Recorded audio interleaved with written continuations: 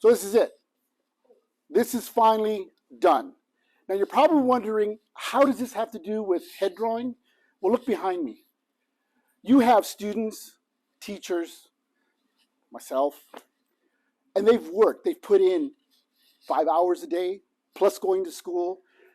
You want to be an artist? You want to get into the performance? This is what it takes. The head drawing that you're going to be working on is just the beginning to what you want to do. It's a lot of hard work. People don't understand that.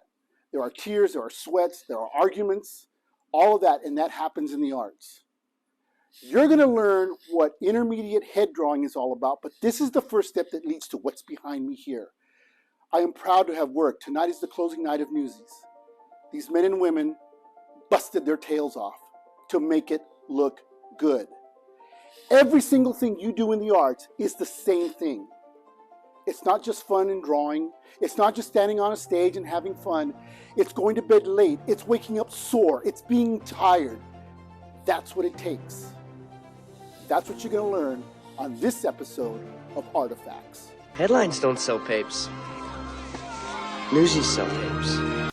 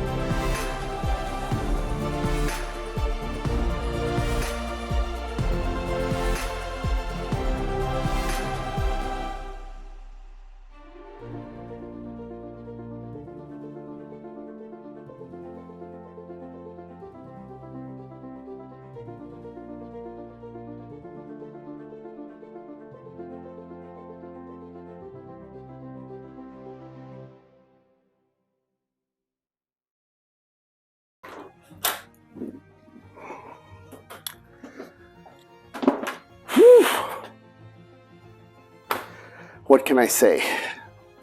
Excuse me? Pardon me.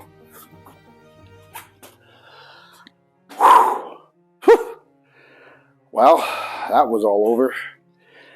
I was a pretty emotional and exciting night to be closing out on Newsies. As I said, I was pretty proud of these young men and women and what they were doing. And as I said earlier, you were probably wondering, how does this acting deal with what we're doing with head drawing? Well, let me expound a little bit more on this. You're going to start finding that things in art connect with other things. For instance, math, science will connect with art. English, grammar. When I used to teach, one of the things I used to tell my students is that when they sent in a report or if they had an essay, I would grade them on punctuality, spelling, and grammar. And they would go, but we're not in an English class. True. But when you go to apply your resume and you apply for a job, are they going to turn around and go, oh, okay, well, he's not an English major, so we're going to overlook this. He just knows how to draw. You are judged by a first impression. You can't make a second impression. So where am I going with this? When you're working in the arts, you have to give 100% of whatever you're going to do. Now, for some of you out there, you're taking this class because you just want to draw. And I respect that. In fact, I ran into an artist, really, really good. And I saw her work and I said, why aren't you painting? Why aren't you doing this? She was upfront and honest. And I appreciate that. And she says, I love to paint. I love to draw dancers. I love to paint dancers. And she had a really wonderful technique in her painting. She brought out a really strong point. I don't handle well with deadlines. I don't handle well with pressure. I don't handle well with being under the gun. And when you work in that profession at the level which she said I was in, you have to deal with that. And she said, I admire you for that, but I can't work that way. And that's awesome. That's honesty. That's great. Because if you do want to make this a profession, you're going to have to deal with a lot of pressure, a lot of rushing around and getting stuff done. And the more work you do, the better quality you're going to have to put out. And on top of that, that's what you're going to be known for, not missing the deadlines and being on top, which is why I brought out that point in Newsies that acting, dance, music, visual arts, you are constantly under the gun to perfect and to perform. You are expected to perform. So from here on forward, if you're thinking about getting into this program or getting into this career, you really have to think beyond the idea of art is enrichment, art is something that we do to help the underprivileged and yeah, there's a lot of that. That's great. But in a career, that goes out the window. You've got to be dependable. You have to work when you don't want to have to work. And that's the whole issue about that. I've immersed myself in this career for over 55 years. I've seen things happen. I'm going to share those things with you and how things work. And even instances happen to me, things that have happened, and you're going to have that kind of stuff happen. Okay, so as we go along, you'll also see that I'm going to make connections with other things in the arts so that you can see how they correlate, how they pull things in together. And we are moving further and further along so that you will have to learn that. Now, for those of you who are just learning, or not learning, but just want to understand and just learn more about it, don't worry about what I'm talking about. I'm talking about those specific students out there who are right now taking this in this YouTube, and they're looking at this and going, I really want to do this. Well, I'm going to give you a taste of what it's like. And you're not going to learn this in art school. They will teach you the principles. They will push you on your deadlines. But you're going to actually see what's going on. Now look behind me. I'm going to use this as an example before we go into head drawing. As you can see here, I have what they call a tracer. And I'm tracing. Now, I want you to look at this. I am tracing. This is an important skill, and you're going to see how this applies to what we're working on and how you're going to learn how to trace. And even in this intermediate head drawing class, you are going to do some tracing. I'm going to teach you how to trace and how to work that. And of course, I am going to get a little upset over those people out there going, oh, you are just cheating. I'm not cheating. For my 97 students, this is for you. Well, this is not for you, so stand aside. For those of you who think you're professionals and sitting out there, yes, tracing is a way to learn. I do it in my career. The masters have done it, and I'm going to teach this here. Don't challenge me. Okay, now back to my students. Come on, gather around. All right. I want to just protect you so that we're working about this later. Okay, so I have my setup because now I'm working on my next set. And this is for the Forest Dance Academy. They are doing a rendition of Lion King. And I have to make an elephant. Yeah, it's going to be carved and shaped and all that stuff, but you'll see how it looks after I'm done with this. But in any case, you'll see how tracing actually helps in your field of the visual arts and how I even use it myself. So let's move on and we'll take on the next step. Let's take a look now at the eyes that I have drawn, and we'll discuss this right now.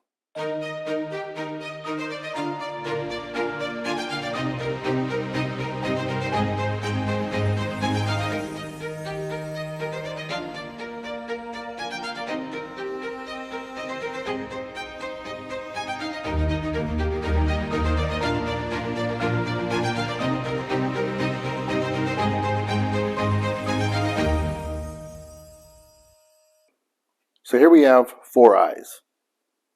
No, that wasn't a derogatory statement.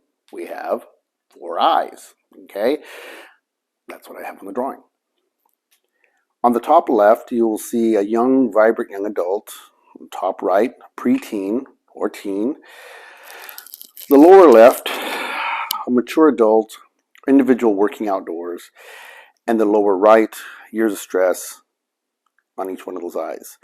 Now, each one of these eyes actually give a certain personality and age. And these are the things that you're going to be looking at when you're now perfecting out what you're looking at as far as the eye is concerned. You worked on the basic on last fundamentals, or last episode, on just the fundamentals of drawing the eye. It was just placement, and it was just a general eye. Now we're starting to stylize it. We're starting to look, pay attention to detail, looking at what makes this eye different from that eye, the person you're drawing versus nationality, ethnicity, etc., etc. And that's what we're starting to look at here on this one. Note the young and vibrant eye. It's bright, it's sparkly, it's very attractive, and obviously it probably belongs to a young girl or a young woman, and she's obviously well groomed and she's taken care of herself. Her skin is supple and it looks very, very attractive, and that's because she's young at the peak of her life. And that's what we're trying to portray. And whenever you're looking at something, these are the things that you're looking at when you're starting to draw, especially a face head on. And that's what we can kind of work at. Now, at the end of this episode, we're going to turn the head a little bit, which will lead us into the advanced head drawing. But right now, we're just kind of looking at different styles of eyes. The next eye is the preteen eye. You can see she's got that squint. And the only reason I say she is because she was one of my students. Anyway, so she's got that squint. But notice there's no wrinkles on there. Not even a form of a small little wrinkle. If I squint, or somebody who's older squints like that, wrinkles start coming up all over the place because the elasticity of the skin is now, we're losing that. It's, as you age, it starts to get less and less. And if you're very light complected, the skin tends to be less elastic than it would be with a darker complected person. If you're out in the sunlight a lot and working, you're going to see a lot more damage and a lot more aging towards your skin. But let's look at those two for right now, the preteen and the adult. You can see that the eye looks more mature, it's more developed. The other eye, you can still see, has that young, innocent look to it. Now let's take at the two eyes at the bottom. You can obviously tell that they are older and they belong to a person or two people who have aged and have been out through the world already. Life has already gone through the ringer. And these are the things that you're kind of looking at in order to age people. The eye on the left, lower left, the mature adult. Now, I have seen people who are in their 40s, even younger, that have eyes that look like this because they've been working in the fields. They've been out day in, day out, from sunrise to sunset, and the sun beating down on them, and they're either out laborers working out in the fields. And you will also notice, and here's a good example. If you look at a relative or a person who's lived in a country where they've done a lot of physical work, Central America, Far East, peasants, India, people who live out there, you will see that people age rather quickly. Why? Because they are doing a lot of physical work. Hands are gnarled, face is gnarled, the sun is beating down on them. And a person my age, I'm 62, can actually look like they're about 80 because they have been in the sun and they have just been pelted, and they don't have the skin or the nutrition to take care of their skin, to stay out of the sun. They have to be out there. And you'll see that. Look who's standing behind me. Hello. She's checking on me, seriously. And here's the thing. This is my person. This is the other person, my lovely wife. Real quick, and we're going to get back to the eye real fast because I do have to get back to work, is that you have to stay on track. And right now I'm juggling two things. I'm doing the YouTube as well as doing this set. So she checks on me to make sure that everything is doing fine. Hey, don't take offense to that. You need somebody to keep you on track. And that's what she's coming out to check on me. But we're going to go over this real quick. She's looking at the set and what we're doing, what I'm doing. I'm going to explain to her what I'm doing and how I'm doing this. But you will see this right here. And then finally, let me get to work here. I got to do a little bit of work. And then I'm going to talk about the fourth eye here. And you're going to see how that eye is a little stressed. It's actually Abraham Lincoln's eye. But we'll get back to that, and I'll come back to you on that.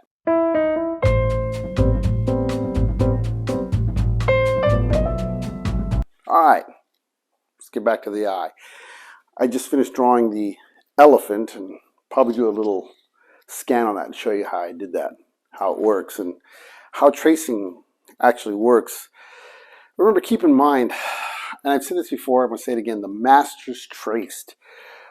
Michelangelo did much of his tracing on the Sistine Chapel. Granted, he did the drawings on paper and then he traced over them, but he did do tracings. And I know some of you are saying, well, what I'm talking about is tracing other people's work. Yeah, it's true. You don't want to trace other people's work.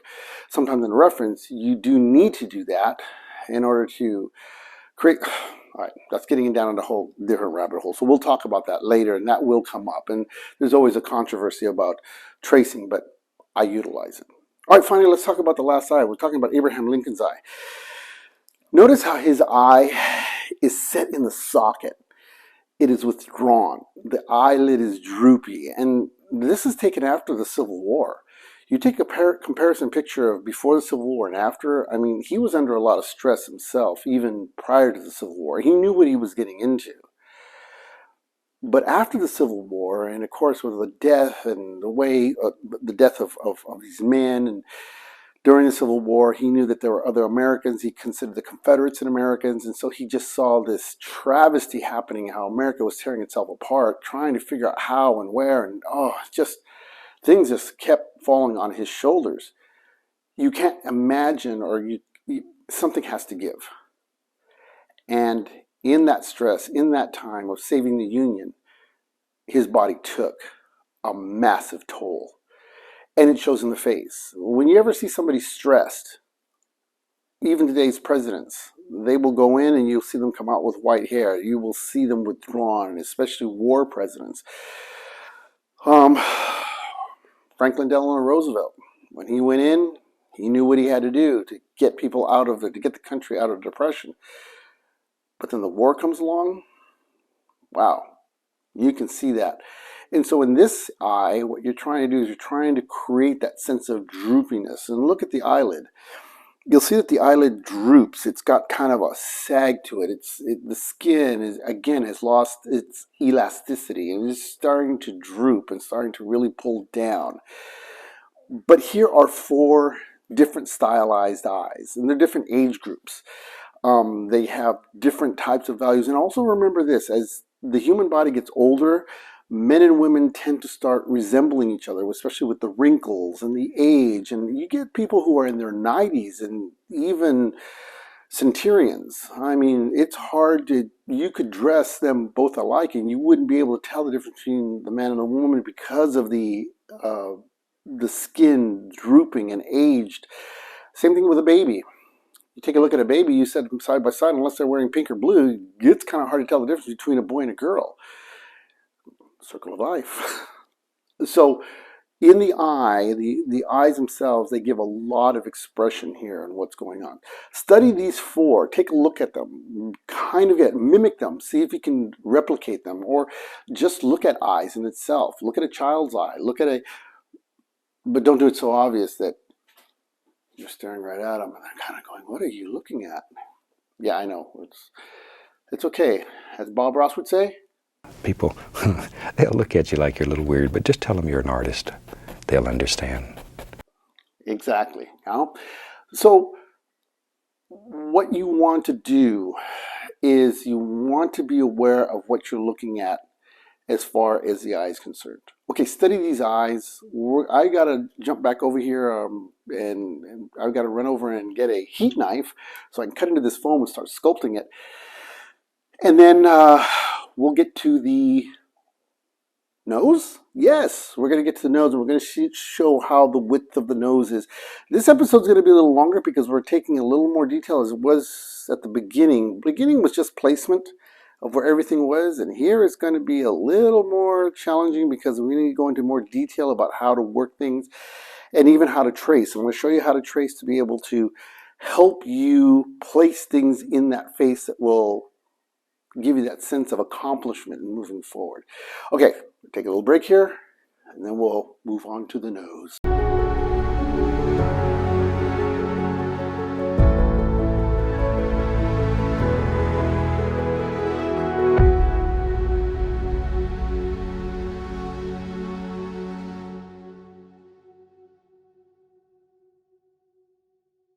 let's move on to the nose. All right, so the nose, let's take a look at that. Here we go. You'll see you have 4 different noses here.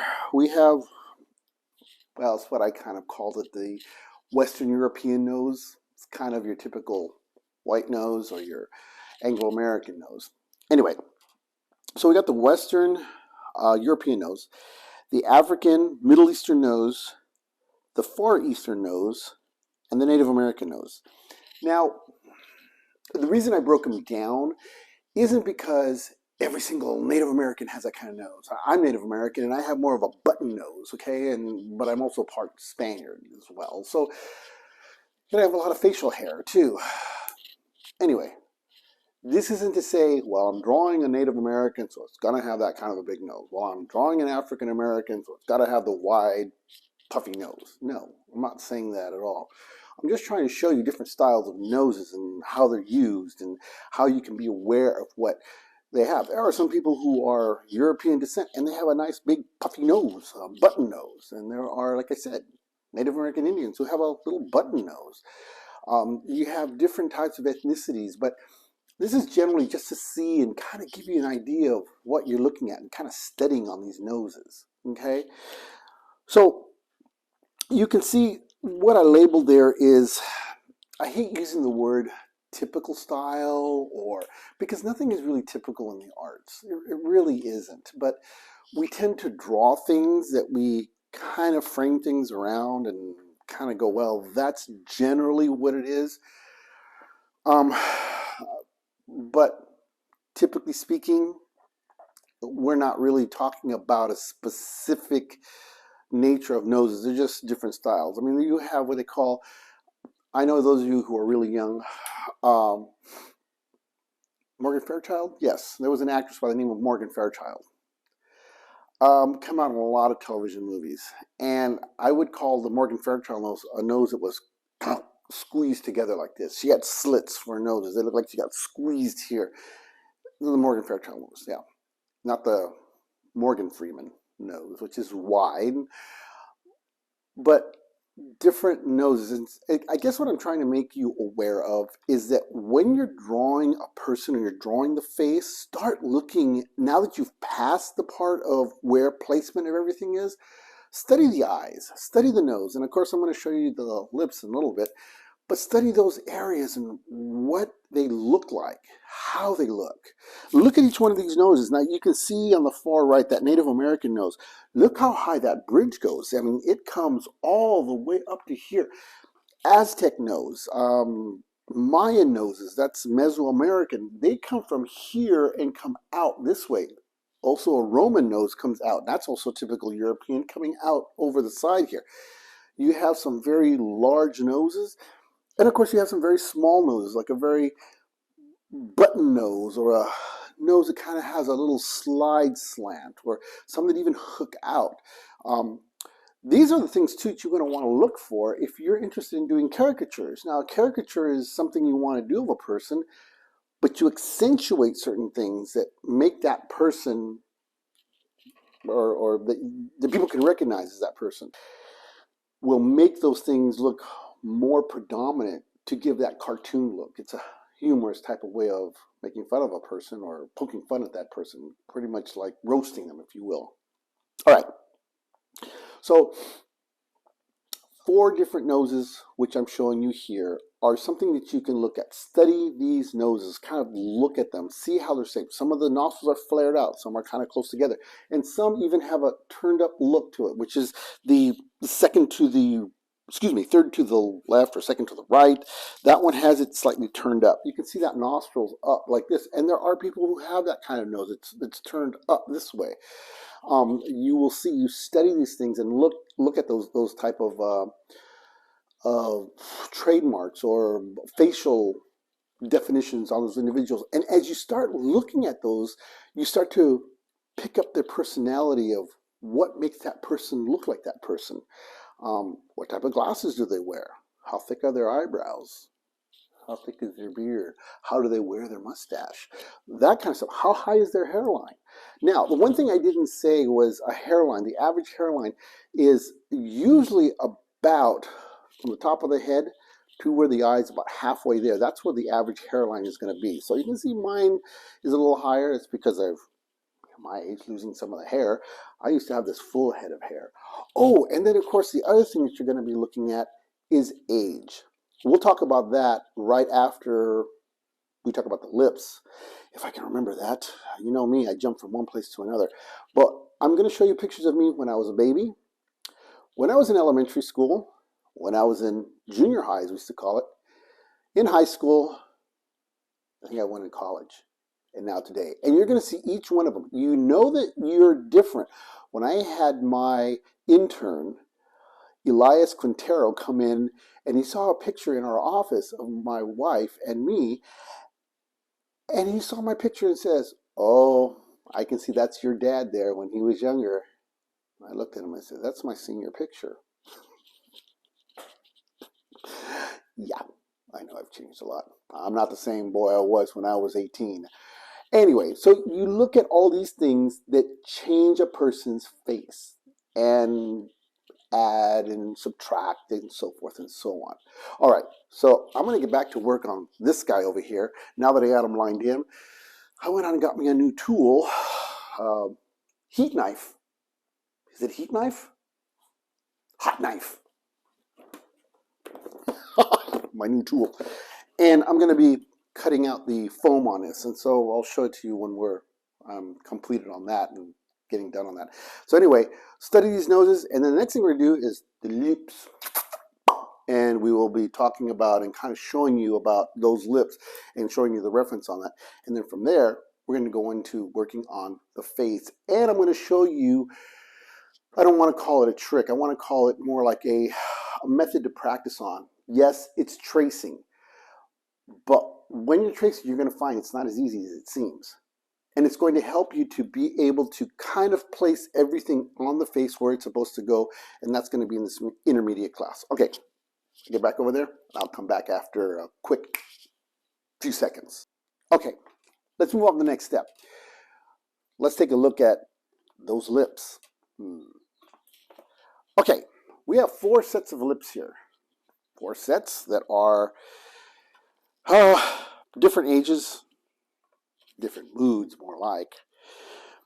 But anyway, the first set of lips that you're going to see are slightly parted. Now, these lips are what you call sensual. Now, when we talk about sensuality, it's kind of gotten a bad name because of how it's used and the way it's presented.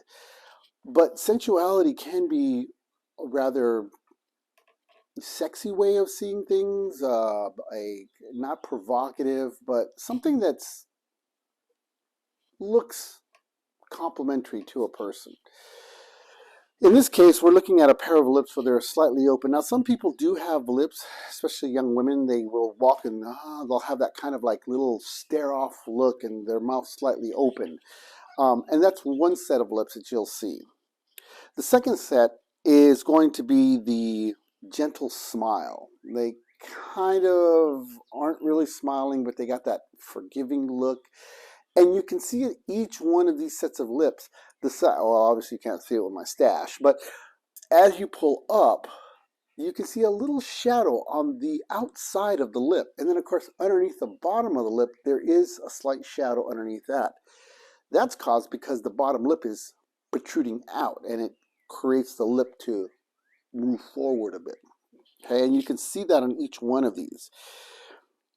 The third set of lips, which is the full lips, and you will see them usually predominantly on those of African American descent, Haitian descent, and they have the full, thicker lips. You'll see them on men and women, and they go along with the wider, broader nose. And again, I'm not trying to stereotype anything. These are the things that we look at in the ethnicity and race of a person that we are trying to illustrate or trying to draw. For instance, you wouldn't draw Morgan Freeman with a thin nose. He has a rather broad nose. Also keep in mind that as you grow older, the 2 things that continually grow are the ears and the nose. They will continue to grow. So they get bigger and larger and wider. My nose, for instance, has gotten a bit wider than it was when I was younger. It was a lot smaller. Of course, when I was a baby, it was a button nose. So noses and ears tend to grow even more as you get older.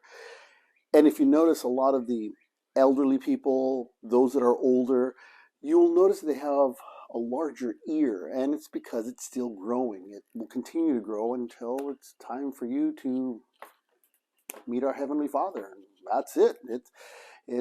It'll grow from birth until death. It continues to grow.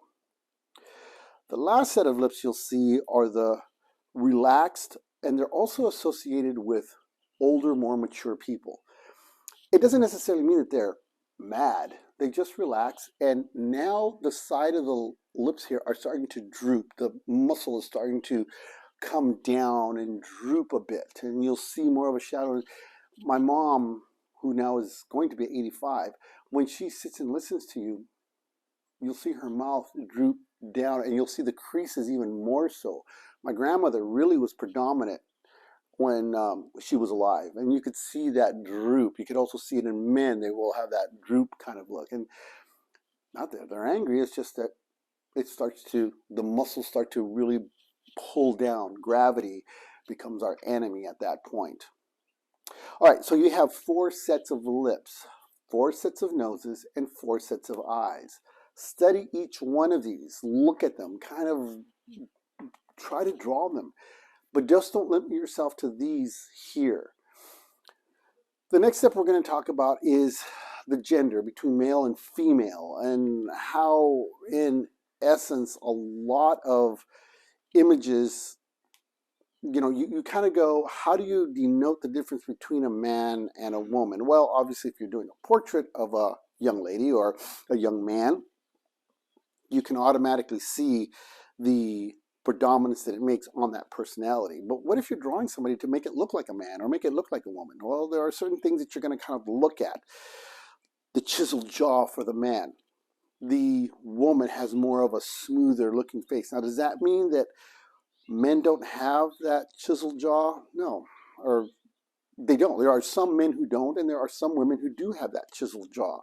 And we're going to talk about that next. I'm going to jump back on my elephant here, and I'm going to show you a sketch of between a man and a woman, male and female, and then I'm going to show you some drawings I did of one of the actors from Newsies and how she portrayed a young boy. And you can see how just even without makeup, it changes the look of the individual in convincing people that you're playing another character than what you really are. Okay, so we'll take a break. We're going to jump over here on this, and I'll be back just in a few seconds. 3, 2, 1. Okay, let's move on.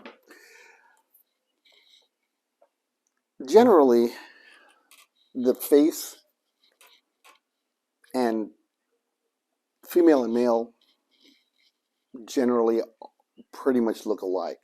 There are certain things that make the face look more feminine, and there are things that make it look more masculine. Okay, for the sake of argument, there are men who look kind of feminine, and there are women who have a masculine face. There are things that cross over, but generally, we're going to be talking about typical landmarks, typical features that make a man, that make it look more masculine, and a woman more feminine. Let's take a look at these 2 drawings that I just did here for you.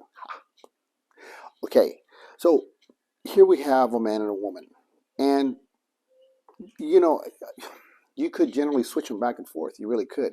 But what I'm doing is I'm taking some typical things that really make a man and a woman to identify each gender. Okay. For instance, the gentleman on the right, you can notice that his jaw is a little more square. He's got the cleft chin. And then, of course, if we were to add a beard, that really makes him look a lot more masculine, just like he came out of the woods. Okay. But for the sake of not having that beard and stash, let's take a look at the man and woman. Now, usually the man has that chiseled jaw look. Remember what I told you, or I guess I haven't said it, is that the male body, the male human body, is more utilitarian. It's more built for utilitarian work. It's got broader shoulders, smaller hips. The opposite is true with the female. And we're going to talk about that when we get into the human anatomy and the physiology of that, that the shoulders are a little more slimmer and then the hips are a bit wider. The pelvic region is a little bigger for the woman. Why? To bear children, to be able to support. It's like a bowl that's able to hold that child. The man's pelvis is a little more smaller, where most of that weight is up here at the top. Their broad shoulders carry more weight. The woman's figure is more a work of art, as we might say. These are generalities that we're talking about, and that we're getting into anatomy and physiology of the body. As we look and we see these, we can see how the woman has more of a softer tone to her face. She's not as chiseled. Again, I'm not saying that women aren't chiseled. Go to any gym and see women who are really fit. They do have a chiseled look and still have their femininity, beauty. You can still find that. And that's where it becomes more challenging for you as the artist. Capturing that beauty at the same time showing the strength of a woman. Okay? All right. So we now have the woman and the man standing next to each other, and we can see the features that we can create a difference between the man and the woman. A little more chiseled look. But let's just say you're doing somebody that you know that's familiar. You're obviously going to be able to take those images and create that person to make them look who they are. Another example I'll give you right here. We did Newsies. And the young lady who played Crutchy, I'm going to show you a drawing. So let's just say this drawing, for instance, here. Let's take a look at this. As we look at this drawing here, this is the female who played Crutchy. This is the actress. And here I drew her. I added a little more femininity to her eyes, a little bit of gloss to the lips, and kind of ruffled up her hair, the short hair. Now, this is the same picture, but drawn her differently. Voila. She now looks like a boy. It doesn't take much to change that, to make somebody look the opposite gender if we're really working at it. We see that all the time in movies. One of the early movies, well, when I say early, there's been other movies. Well, like, can't even think of the movie, but anyway, it has Jack Lemmon and Tony Curtis. Hey, you want some? It's bourbon. And Marilyn Monroe. Of course, you know which one I'm talking about. Of course, they'll probably put that down on there. They were dressed up as ladies. Another movie which came out in the 70s, or when was the 80s, was Tootsie. I'm going to recommend to the board that you be turned out into the street. Dressed as a woman. Not very beautiful, but dressed as a woman. Mrs. Doubtfire. Hello, Mrs. Hillard, I presume? Dressed as a woman. So we can switch that makeup and make it look differently. And here as an actor, we've done the same thing. We've made a young girl look like a young boy. We can do that in a drawing. Make that by changing some of those features and moving some of the things around. So this is where it gets to be challenging to be working and doing portraits and faces, because we need to capture, and sometimes they're just small nuances. But in this episode, I'm going to show you how to do a portrait using a tracing method. Now, we've worked on the basics on where the canon of the face is, and the eyes, the mouth, the nose. The next step is now we're going to take the portrait itself, and this is going to be more of a light and shadow exercise. We're going to be looking at light and shadow and then trying to create that. And I'm going to show you that on this drawing here that I have.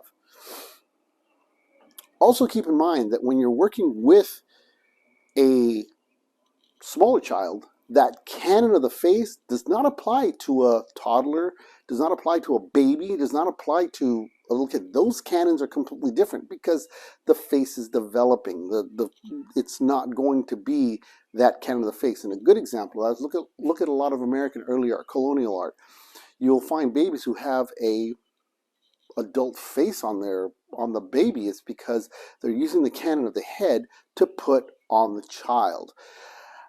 Of course, we're wondering here now is like during the Renaissance of the 1500s, you had this beautiful art. How come in the 1700s art was almost archaic in the Americas? Well, that's a different story. So we're going to get into that later. That's part of art history, and we'll delve into that and explain why that is happening and issues like that. Okay, so anyway, that does not work. For instance, here, this little girl in this portrait. You can see here her eyes are big and large. She's only 4 years old. It's my niece, Amaya. My niece? My granddaughter. I have another niece. Oh, yeah. Okay. Anyway, so this here is my granddaughter from Montana, Amaya. Darling eyes, big eyes, but this canon does not fit to the adult canon. It's not going to match that. And so in this case, you're going to have to know how to draw what you see in order to pick up what you have there. It's a whole different dynamic, and we'll get into that, touch on it a little bit in advanced head drawing. But that is a whole different ball game, a whole different dynamic. Things change in this aspect. Look at her eyes and look at the size of her nose. I mean, her nose is relatively pretty big, and her eyes are rather large, and her mouth is rather big too, because she's little and she's growing into that. When she gets to be a grown young woman, she's going to have a very beautiful feature. She's a lot like her mom, my daughter. And of course, her sisters are just as beautiful too. And of course, I have one handsome grandson. He's starting to look like his dad, Studley. He's rabbit hole. You don't want to hear all this. Okay, so anyway, working back on the basics of the human head. All right, so here's what we're going to do now. I know we're getting a little long on this, but I'm taking meticulous time to work on this because this is the intermediate stage. This is the bridge between beginner and advanced, the intermediate, right? Okay, so I need to kind of go through this because here you're going to need to practice this. This is the tracing method, and I'm going to go over that with you. I got to go back to work here for a little bit, and then I'm going to come back, and I'm going to show you how to do this tracing method using another friend of mine. Her name is Ella Amos, and she's an actress. She's a beautiful young lady. She's wonderful. I asked her if I could use her portrait. She bought me a Hogwarts alumni shirt. Asked her where she got it. She said, "Don't buy it. I want to buy you one." That was sweet. So I figured I'm going to use her portrait here to show you how to do the tracing method. Now remember, just because you're tracing, you're going to find it's not as easy as it looks, because now you're going to have to practice light and shadow and making sure you're working and getting all this together. We'll get back onto that right after this. Give me a go, no go for launch. Booster. Go. Retro. Go. Fido. We're go fly. Guidance. Guidance go. Surgeon. Go flight. Ecom. We're go flight. GNC. We're go. Telmuse. Go. Control. Go flat. Procedures. Go. Inco. Go. FAO. We are go. Network. Go. Recovery. Go. Capcom. We're go flight. Launch control, this is Houston. We are go for launch. Roger that, Houston. Well, that was pretty a rather dramatic segue, wouldn't you say? Yeah, it was. The reason I did that was because you are now launching into a new part of the arts. Prior to that, if you kind of look around at everything we did, we started working on basics. And if you've been with me since the beginning, you will probably see that we are now moving into something different. This intermediate area that you're in now, working on portraits, is going to be the big leap. It's going to take you from what you knew about all the basics, and now you're going to start launching into the advanced areas of facial drawing. Now, here's what I'm going to recommend. That you do at least 100 of these tracings. That's right, 100. Because you're going to find that it's not as easy as it looks. If you make a mistake, finish it all the way through. This way you can at least see the mistakes you've done and then build on that. Second thing you want to do, save your first one, put it away, and then compare it to the 100th that you've done, and you will see that you've done a lot. Now, I'm willing to bet that most of you won't make that 100 mark because you're going to get bored. But those of you who are very serious about this, especially you young kids, if you stay diligent to this, you're going to see a great improvement over your work. I kind of noticed that my other videos that I had done just previous to this one here, meaning this episode, seemed a little melancholy. And part of that is because of, well, this is the 7th episode. We're now moving into a whole different area of the arts. We're now moving up in a little different area. And of course, with the ending of Newsies, working with these young men and women, it does take a lot out of you. And that's the thing. In arts, it takes a lot of emotional drain from you. Whether it be singing, whether it be playing an instrument, acting on stage, or drawing. It can draw you out, especially after an art show. That's going to be something down the road that we're going to be talking about later on. Okay, let's get started. First of all, let's talk about our supplies. The first thing you're going to need is this. That's called transfer paper. It's called a graphite transfer paper, and you can get that at any art store that I've recommended, which is Blick or Hobby Lobby. You can get it there. The transfer paper allows you to be able to not have to flip it over, then draw on the backside. You can just transfer your image onto that. Now, when you first do this, you're going to find that you're going to probably carve into your paper too hard, and you don't want to have to do that. That's why I'm saying give yourself about 100 tries. The next thing you're going to need is you're going to need a white charcoal pencil. I know I haven't gone over charcoal pencils, but you will be able to see how this works in bringing up the highlights. And then third and finally, you're going to need what they call a halftone paper. It's a gray paper, a gray drawing paper. It's what it says, halftone, so you can do your darks and do your lights, and your halftone is already on there, as opposed to having to put in your halftones on the white paper. You'll see how this works going on. All right, let's get started. The first thing you're going to need to do, you are going to need to take and put your image, tape that down. Now, with this image, you're going to want to be able to not create as much damage on it, because if it's an original photograph, you don't want to damage the photograph. In anything now with this technology, make a copy of it and utilize that, and then return that image back to your person who commissioned you for a drawing, or in any case, however you want to do this. Also let them know that you are doing some tracing, so you know that you immediately start to think, oh, it's traced, huh? They get an idea. Well, you'll see. Okay, enough of that. The next step you're going to do is you're going to lay your tracing paper on top of the image. Now, I would recommend that you tape the image down, and you tape the tracing paper down too, because you don't want it to slide. Now what you're going to do is you're going to do the line drawing of the face, and do that whole face and just the lines. That's all you're going to do. You can do it lightly.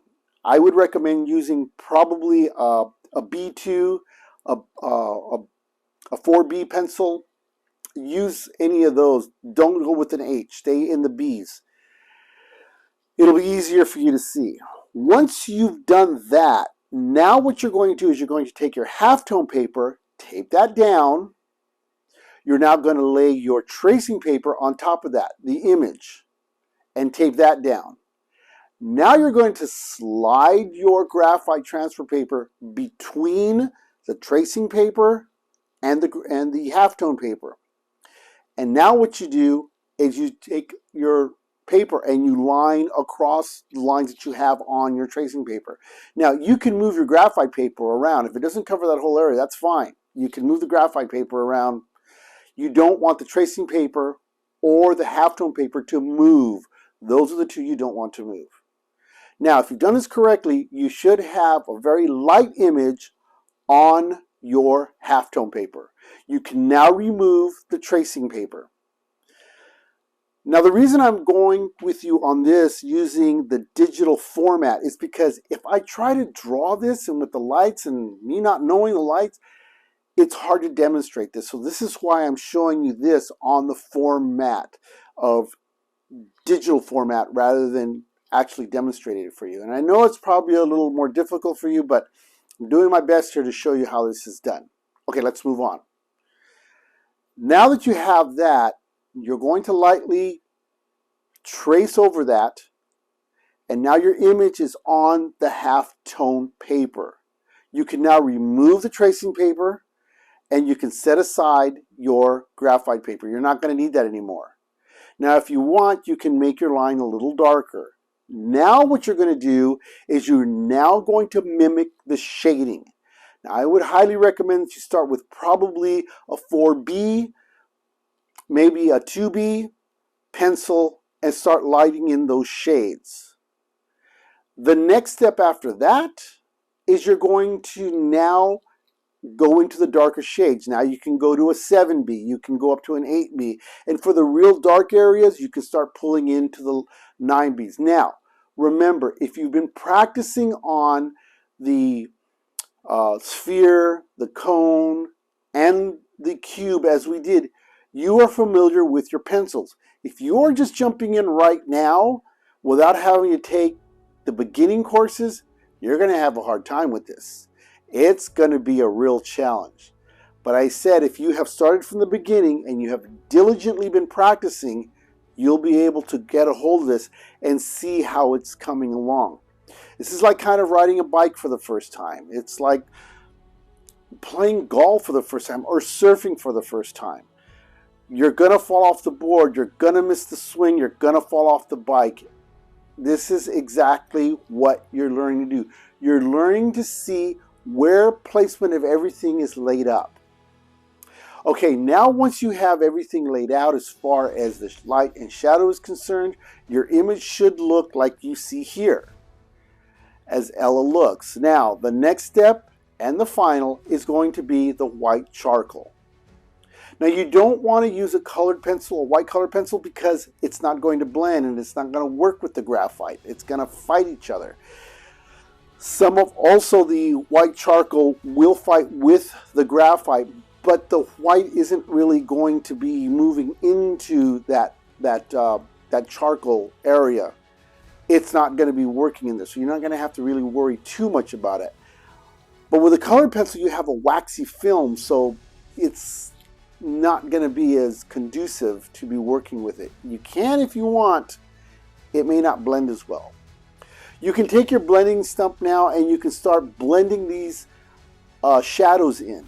You don't have to use a full-on shade on these at all if you don't want to. You can use a light bit of blending stumps here and there and then just build on it. Now remember, the posture, keep 1 arm length away. If you start encroaching onto your image, you're going to realize I've gotten too close and now there's another mistake you're going to see. It's going to be uneven and you're going to think you've done really well, but as soon as you step back, you're going to see your flaws.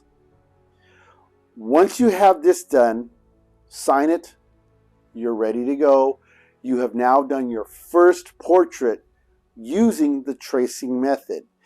Now again, I've walked through this. Hasn't taken me very long to go through it and demonstrated this for you. But like I said, it's going to be tough.